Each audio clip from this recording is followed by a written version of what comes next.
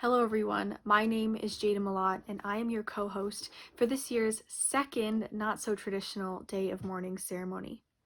Once again, we find ourselves hosting this event virtually due to our current COVID protocols, but I hope that everyone is well and staying safe.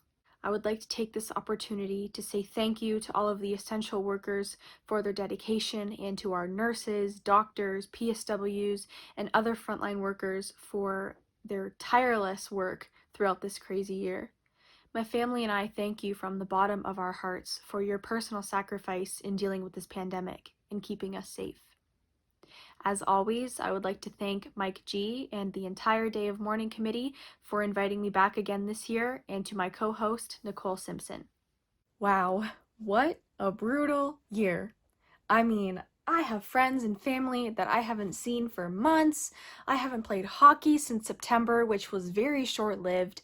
So there is absolutely no denying that COVID has had a huge impact on all of us, students, workers, and seniors alike.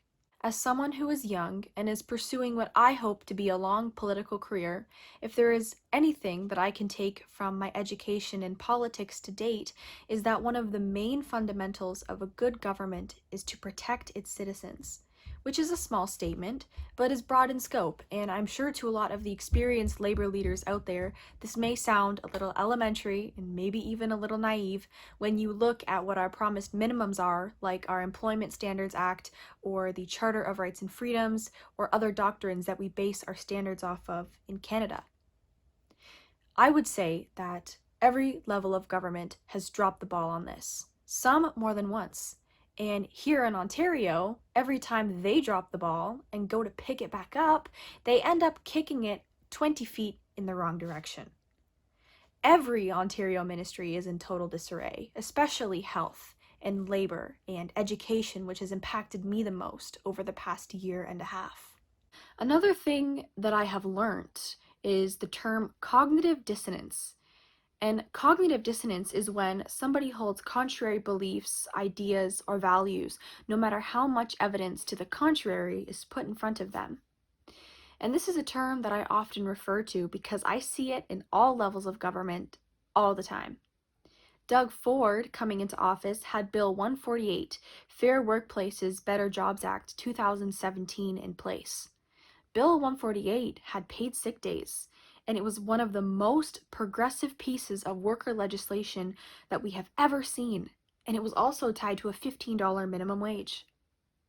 For the most part, this was largely beneficial to the retail and the service industry, which now, during this pandemic, are our essential workers, and guaranteed 10 personal days off, 2 of which were paid. When Ford and the Conservatives came into office, one of the first things they did was to repeal the personal emergency days in this bill and freezing the minimum wage at $14, denying our most vulnerable workers that $1 raise, which is proving this theory of cognitive dissonance. Back in 2016, prior to the introduction of Bill 148, workers were screaming at the government for mandatory paid sick days to be included in any new legislation for the same reasons that we see causing problems today. Workers going to work sick, being able to take a day off to get vaccinated without worrying about losing money, or being able to stay home to take care of sick children. These are all growing issues that are right here. They're right here, Doug. But he ignores them, and it makes my blood boil. So Doug, tell me, can you say confidently that paid sick days would not have prevented workplace outbreaks and possibly even ultimate deaths? Because you bet it would have. Cognitive dissonance, Doug. With all of the changes that the Conservatives have made to Bill 148, instead of making Ontario open for business, all Doug Ford has done is put all of the workers in this province in harm's way time and time again. I did things a bit differently this year, as I usually write this speech around one specific topic which conceptualizes mourning for the dead. But for the past year and a half, I have been in multiple lockdowns, multiple quarantines, so everything that I do now is sprinkled with just a bit of frustration. And I've seen so much go wrong for so many people this year. It's like a never-ending set of stairs in the dark where we can't see where we're going, and we're petrified to bump into anybody, especially a stranger. And a lot of people have said to me, "You haven't seen anything yet." But I can confidently say that I have seen more lack of action in these past 16 months than I have ever seen in my young life. So this is why we have to be that constant buzz in not just Doug Ford's, but every politician's ear, that no matter how many times they swat us with a half measure, we won't go away.